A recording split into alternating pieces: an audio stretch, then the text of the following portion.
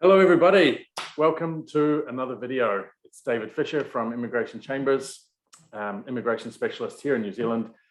Now it's been a while since we've made a video and there are many reasons for that. We've all been quite busy with all the immigration changes, but another reason is that we've been spending some time working on a big new project, setting up a new law firm and a partnership with today's guest, Aaron Foley. Welcome, Aaron. Hello. Okay, so for all of you who are watching, Immigration Chambers is always specialized in immigration law. And now what we are doing is we've set up this new law firm, Fisher Foley. And Aaron here is our in-house partner who specializes in general practice law, all sorts of matters. And the purpose of today's video is really to introduce what we're doing here with the law firm, introduce Aaron, and we're going to create a series of videos discussing various legal topics, because now we can take on some of these other legal matters. Today's topic is going to be about property law, some general buying and purchase and sale agreements, buying and selling property. But first of all, maybe we can get started by having a little bit of a talk about Aaron. Who's Aaron and what does he do? So Aaron, what's your background with law? Tell us about yourself. Right, thanks, David. Well, I've been practicing for a few years. Most recently having gone into sole practice in the last couple of years after working for a number of different firms, a couple of suburban sort of general practice law firms and a boutique firm, and then decided to make the move out on my own. And then, of course, met you, Immigration Chambers, and the team, and we formed a plan to kick off with Fisher Foley, which is where we're at now. That's right. Okay, well, look, let's just get straight into it. We've got a number of questions, just a few questions to go through specifically in relation to property law. And these are questions that come up with a lot of our clients. As you know, with immigration, we work through temporary visas, all kinds of issues. People have their bumps and their potholes. And then, of course, finally, they obtain residence. And one of the first things that our migrant clients ask us once they get residence is, can I buy a house? I want to buy a house. It's one of the first things that they want to do. And well, everybody would like to own their own home, wouldn't they? Maybe some wouldn't. So let's talk about that. And we want to just talk about some of the pitfalls, some of the things to watch out for. And I've got just a range of questions. Let's just go through them.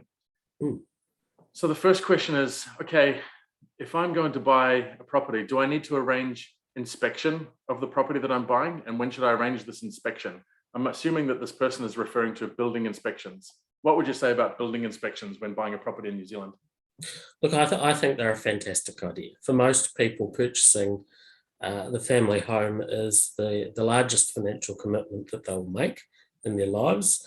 And although costs can mount with building inspections and other bits and pieces associated with buying a house, it's money well spent. It's peace of mind. There's nothing worse than purchasing something that's worth $700,000, $1 million, $2 million, and then discovering that there's actually some substantial faults with the construction of the building. So for a fairly nominal few $100s or under $2,000, certainly getting a building inspection is money really well spent. And what would normally happen? Let's say you get the building inspection and you find out that there is a problem. What would you normally do then? Give up on the purchase, or? Yeah, so I mean, you've got a range of options. One would hope that if you've entered into an agreement with the vendors, you have made the agreement conditional on a builder's report. And there's mechanics in the standard form of sale and purchase agreement around what can happen there. But essentially, if your purchase is conditional on you being satisfied with a builder's report, then you're in quite a powerful position. You can go back to a vendor and say, hey, look, I've had this building report done and they've identified X, Y, and Z that are issues. And then you can negotiate with the vendor, if of course the vendor is willing. And that could look like the vendor completing remedial work prior to settlement. It could involve a discount off the agreed price so that you can attend on that work yourself. Or if you are simply put off by the extent and nature of the problems, you can back out of the agreement. So all of those are options that are available. Okay, that's quite a good. Key is that you make the agreement conditional on the builder's report. Right, so very important to make sure that that is a condition of the sale. Absolutely. Of the purchase. Yeah, and actually that's a good point that you mentioned that. Another question that we get asked is, at what point do I have to engage a solicitor or a lawyer? Do I need to have my lawyer on my side before I even make the offer? Or is it okay that I go and enter into the sale and purchase agreement and then contact my lawyer afterwards? What would you say to that?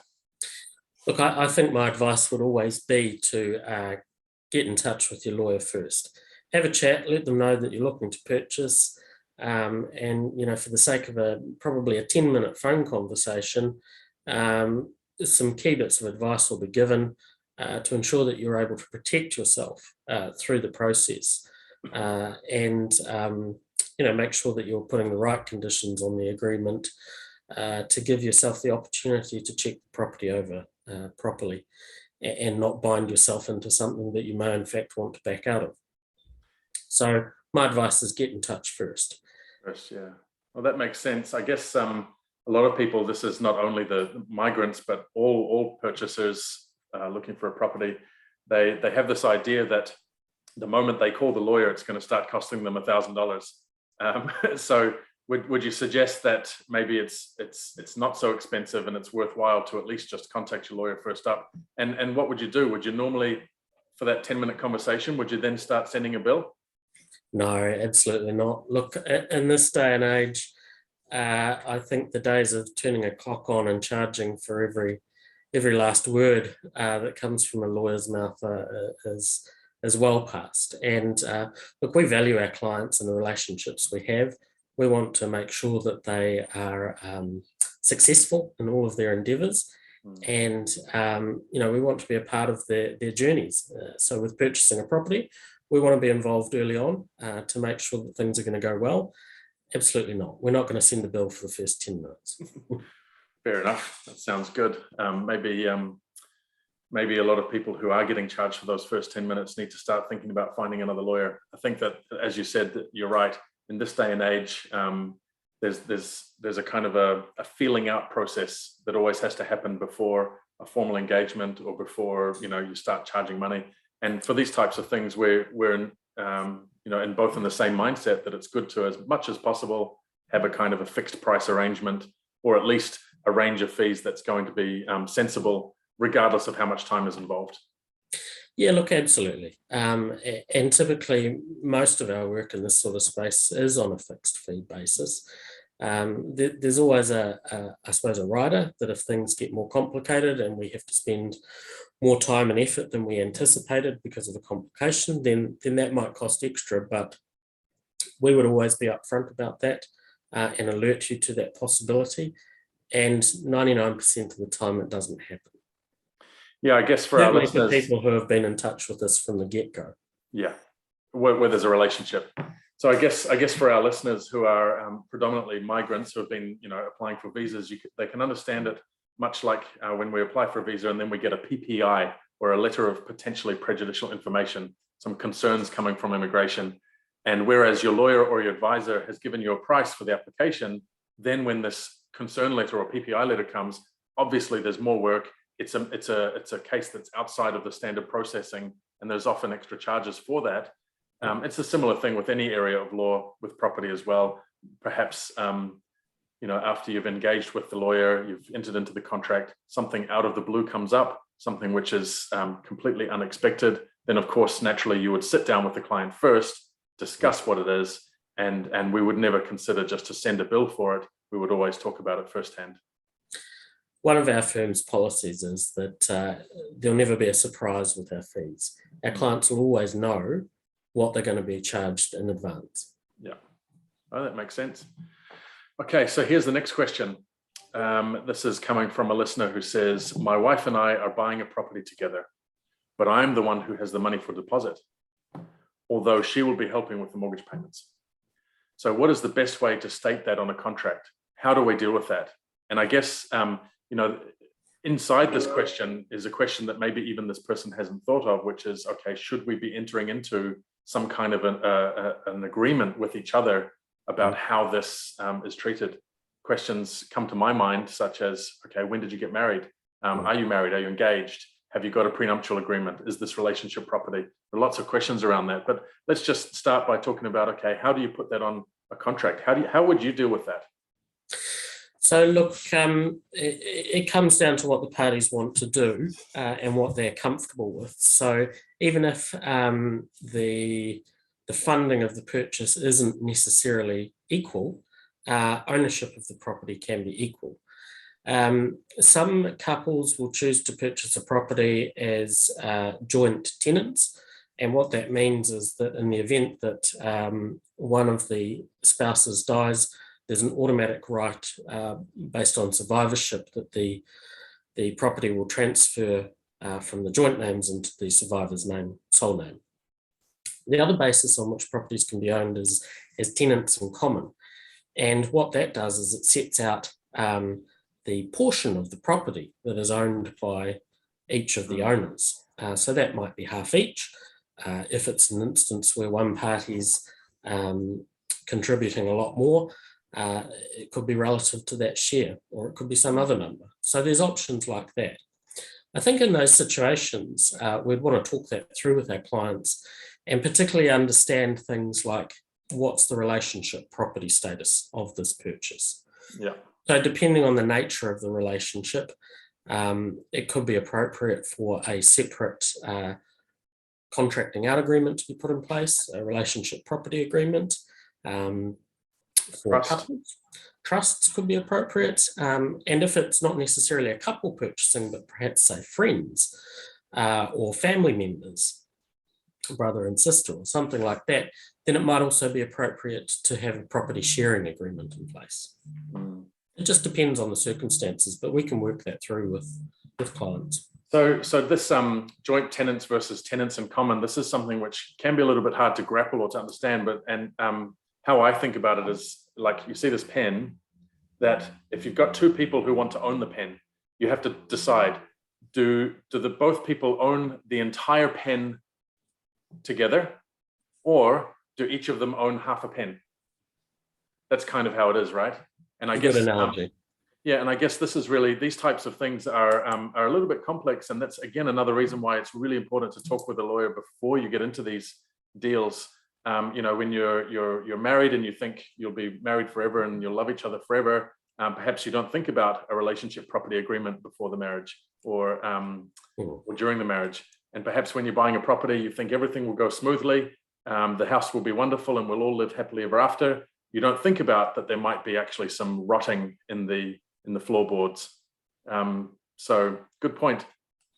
And that leads into the next question that's come up here, which is, do I need to check a property's title? How and when, why, how do I do that? What does that mean, checking a property's title? Yeah, absolutely. Look, that is a really important part of the process. And that's very much something that we would do for our clients. So what is the title, and what are we checking? So the title is, it is essentially the deed or document that sets out the form of or the type of property, whether it's a freehold, a cross lease, or something like that. It sets out the details of the property, so the area, the location, and it sets out the way in which the property is identified in terms of a record of title identifier. Right, so would you say it is the formal legal document that registers your ownership of the property, or let's say your interest in the property, and in order to do so, it has to clearly identify what is the property, what are the unique features of it, and therefore it's identified with you as the owner and registered. Correct. So look, that's spot on.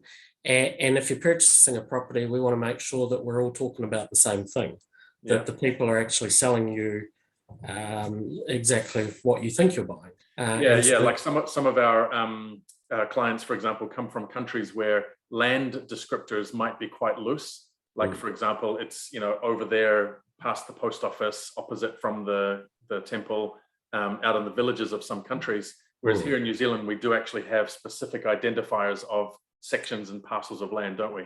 Absolutely, based on formal surveys and diagrams with the title. So we would check that all of those things are proper and correctly recorded, and that the title is in good form and able to be transferred to a person as a purchaser. Right. So that's very much part of what we would do. It's really sort of a legal technical process, isn't it? Because if there are what we call defects on the title, then there are things that have to be done in order to correct those, aren't there? Absolutely, absolutely. The title also lists other interests that may be recorded against the property. So mortgages for like if there's a shared driveway. Shared driveways, all of those sorts of things. Yep. And so when we look at a title, we will also delve into seeing what those interests are and what the implications might be. Right, because I suppose as a purchaser, you come to the property, you walk on it, you look at it, you think, hey, this is great, I could live here. And then you find out when you check the title that actually you don't own the driveway. Or maybe the fence is actually not in the right place, and that one day the neighbor could come and challenge you over the positioning of your fence. These are all the sorts of things that you need to look for, right? Absolutely, absolutely. Yeah. And I guess one way you could think about title in a simple way is the title is the document that entitles you to live on the land. Absolutely, yeah. It's a critical piece of documentation. It's the foundation piece. Okay. All right. So the next question we have here is, okay, besides a deposit, what other costs will I incur when buying a house? So, for example, obviously there's the solicitor, any inspections, LIM reports. What sort of costs will I incur? And I guess a question that I would add on to that would be, how can we mitigate any costs? How do we reduce costs and keep it down as low as possible? Yeah, okay, really, really good question there. So, I mean, I think you summarised pretty much the sorts of typical costs that you're going to face. So there's legal fees for the conveyancing, there's builder's report if you need one of those, there's a council fee for a LIM if you're ordering a LIM, which is a document that the council prepares and so LIM stands for, if I'm not wrong, Land Information Memorandum? That's correct, yeah. And council has essentially, it's a file of information about the property as held by council, and it's a really good document to order so that you can check that everything matches up. That any past permits, council permits, any changes to the property over time. Yeah, absolutely. And often it's not the things that are signed off that you're so concerned about, but perhaps noticing that a house has a different shape to a diagram or the codes of compliance that have been issued. So that's not going to necessarily appear on the LIM, but you're going to be able to pick up that actually, hey, there's a discrepancy here. Right. So, for example, maybe there was a permit to build an extension of a bedroom, but they actually built 2 bedrooms and a bathroom, which was not on the permit. Right. Yeah. So they're the important things that you need to check out that can have all sorts of implications for insurance and things like that. And what sort of average costs do you think? Let's just say on average, roughly, if someone's buying an average home, let's say in one of the main cities in New Zealand, what sort of, on top of the purchase price of a house, what would you expect to be an average cost to pay? Solicitors, LIM reports, building inspections, what kind of range are we talking about? I think starting with legal fees, you could probably expect to be paying something like $2,000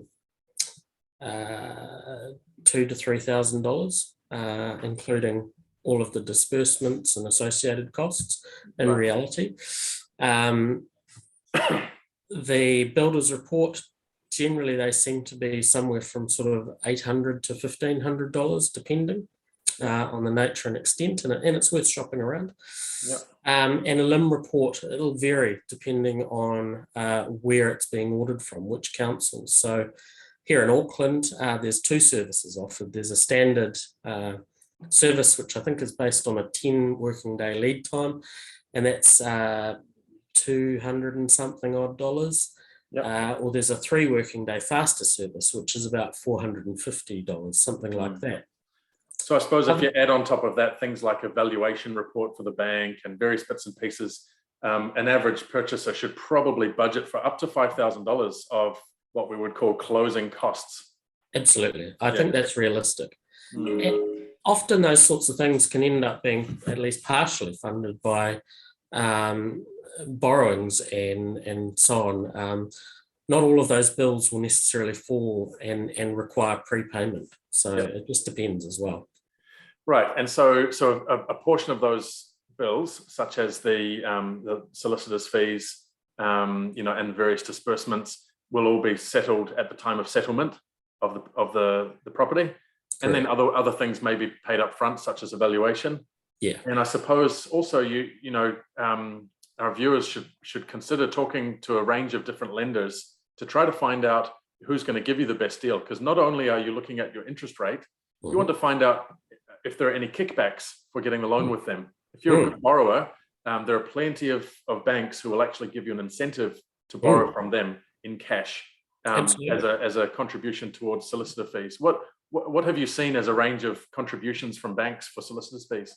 Look, it really does. It changes quite frequently, and it's relative to the market conditions. So, and also the amount of borrowing and all those sorts of things.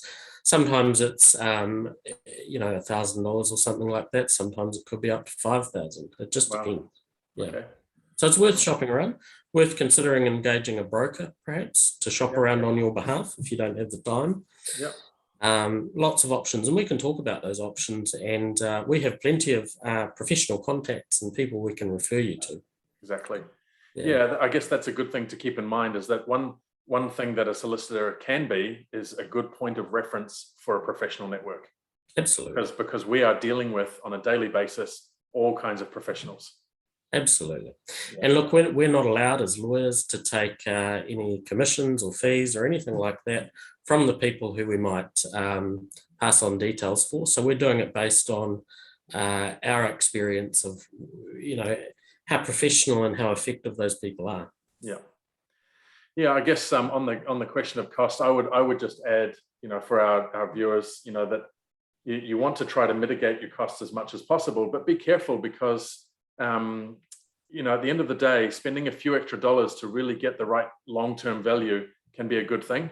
And probably if you're thinking about the mitigation of cost, you don't want to cut and trim too much on getting the right advice. Right. So you might go to one lawyer who says, "Oh, don't worry, I'm the cheapest. I'll do your sale purchase agreement for $800," or let's say some really cheap price. But you might not actually get the best service or the best deal out of that person. That person might not actually have the special knowledge that's required for unique matters. On the flip side of that, if somebody is way too expensive, you want to know that as well. So it's all about balance. Look, it's worth shopping around, and it's also important to be comfortable with who you're dealing with. So if this is the first purchase that you're making, you certainly want to make sure that your solicitor is a good fit for you. That they're going to be good with communication and explaining things to you in appropriate and meaningful language that makes sense to you. So at Fisher Foley, I think that's one of the things that we pride ourselves on. We really tailor our service to the requirements of our clients. Yeah, that's right. And I'm very happy to bring into the firm the same types of philosophies that I've always used with immigration practice. And that is that when you're looking around to find a good immigration advisor or lawyer, in fact, we put out an article about this recently in our newsletter. Really what I say is that you want to look at these three factors. One is this person competent, right? Can this person actually do the job that I'm hiring them to do? And obviously there's a band of competency, but you need to make sure that the person that you're hiring at least can do the job, that they know what they're talking about. Number two, is this person affordable? Can I afford it? And am I comfortable to spend the money that this person requires to do the job? Is it too cheap? Is it too expensive? You want to ask these questions. And number three, do I like this person? Do I feel like I can work together with this person? Is this person that I'm working with, a solicitor or lawyer, advisor, whatever, is this person actually going to take my calls, meet me when I need to, answer the questions that I need done, or are they going to treat me with disdain and push me away every time I call? So, and realistically, it's a balance of those three things that you need to find out. And you need to ask yourself, what is my priority? You know, is it my priority to have the absolute best solicitor? It doesn't matter what's the cost. Or is it my priority to have a friendly solicitor who I know is going to spend the time with me? You know, these are the questions that you want to be asking yourself, I suppose. Absolutely. Look, I think that's a really good assessment. Okay. Here's another question. What is a conditional agreement? Now, we touched on this before about a conditional agreement, but perhaps we can just talk about what a conditional agreement means. What is the difference between a conditional agreement and an unconditional agreement? Can I back out of an agreement? How do I back out of an agreement? How do I change my mind? Can I change my mind? What would you say to that? Okay, so an unconditional agreement is an agreement where you've stated that you want to purchase the property. You've agreed the price with the vendor, and everything is settled. There's nothing else to review. It's not subject to you arranging finance or organising builders reports or anything like that. Basically, at the point a contract is unconditional, it's set to go. Essentially there's no backing out of it at that point. It is possible to have an unconditional agreement from the very start once you have agreed price. If you don't need to be arranging builders reports and you already have the funds arranged, you can do that. We would always caution very much against that. Unless you've already done all of your due diligence and checking the property, we would say it's always prudent to put some conditions into the agreement. And the conditions, making it a conditional agreement, are the things that basically you're wanting to check out before you say, yes, actually, I'm committing to this purchase and I'm going ahead with it. Common conditions are finance. So most people will purchase their property with a mortgage. And even if they've got some level of pre-approval from the bank may have other conditions of their own. They may want to see the title to the property. They may want a builder's report and things like that, or a valuation. So if your finance isn't absolutely certain, make it conditional on finance. Give yourself a few days to get that organised with the bank. Yeah. Yeah, I guess, again, like putting it down into really simple terms, let's use the pen again. We can say every contract really needs to have this offer and then acceptance, right? This is a fundamental principle of contract law, isn't it? So let's say I say to you, okay, Aaron, see this white pen here, which has the words immigration chambers on it, and then the one that I'm holding in my hand. So we've identified what we're talking about. I would like to offer you $2 to purchase that pen, right? And now, the moment that you say, I accept your offer, we have a contract, don't we? We do. Right? But, and that would be actually what you would call an unconditional contract, because there have been no conditions placed on it. But if I say, I will purchase this pen off you, however, the deal is conditional upon me being satisfied that the ink inside will last for 3 weeks, or what I need the ink for, and that it's a blue ink. And then you say, okay, I accept your offer. Well, then of course, we have to look into the pen and find out what's the ink. And then if the ink is not to my satisfaction, I can back out of the deal, can't I? Absolutely. So putting that into property, this is why it's so important to place the condition there for at least something, a builder's inspection, if it's an old property especially, finance, if you haven't actually organized your finance. Yep.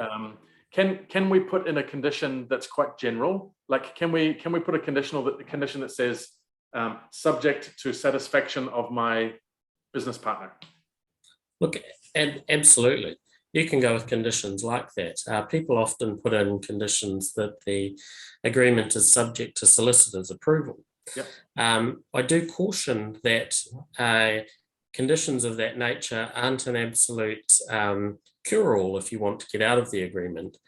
So if the agreement is conditional, for example, on solicitor's approval, a solicitor can really only assess the form of the agreement, so the details in it. They can't talk to the commercial sense of the price that you might have offered. Right. So in other words, you can put the condition that it's subject to the approval of your solicitor, but the solicitor you can't just claim that your solicitor doesn't approve of it and get out of the contract because you want to. there has to still be Absolutely. a genuine legal reason why the solicitor can refuse. Absolutely. Yeah. If you want a really general kind of almost a get out of jail free sort of card condition in your contract, we can provide wording in the form of a general due diligence condition, which we can word such that essentially if you change your mind, you can get out of the agreement. Yeah, and we can provide wording for that. Just keep in mind that you are entering into an agreement with a vendor who's trying to sell their property, and good faith is really important too. Before you actually go down the track of committing to an agreement, even conditional, you should be at least reasonably certain that that's the track you're wanting to go down. Sure. Yeah, and also I guess in the current market, which is reasonably hot, I suppose you could say, a vendor may have multiple offers, and they may not accept your offer if they see that you're putting in these conditions that allow you to get out unilaterally. Absolutely. Makes sense, right? So we can provide plenty of advice on these sorts of things. In the end, it's down to the client to make the decision about what's right for them. But certainly, given that there are all sorts of considerations like those that we've just canvassed, that's why we say get in touch with us first before you actually decide to even start looking at property necessarily. No, that's right. And especially coming back to the first point that we talked about, which is, or the earlier point that we discussed, which is that there may be all these surrounding issues. Who are you buying it with? What's your personal situation? Are you married? Are you buying with your flatmates? Have you got a will? Right. So there are a lot of questions that lawyers will ask you that you maybe never even thought you needed to know the answer to. Absolutely. Yeah. Our job is to think of the worst case scenario. Yeah, that's right. Cover all the reasonable possibilities. Yeah. Okay. Well, I guess we can probably leave it there for today. We don't want to go on for too long. For our listeners, think of any questions you've got for us. Let us know. Fisher Foley is now active. We've been running for the last couple of months and already getting quite busy, already taking on clients. If you guys are have any general legal questions, just come and see us, come and talk to us, and we'll do some more videos. We'll cover some relationship property agreements. Maybe we'll cover some other commercial type questions to do with business. Yeah, great. Absolutely. Okay, nice to have you on. Fire the questions through, and we'll see if we can come up with some videos to answer some of them. Yeah. All right. Nice to have you on, Aaron. And until next time. Great. All right. See you later. See you. Bye. Bye.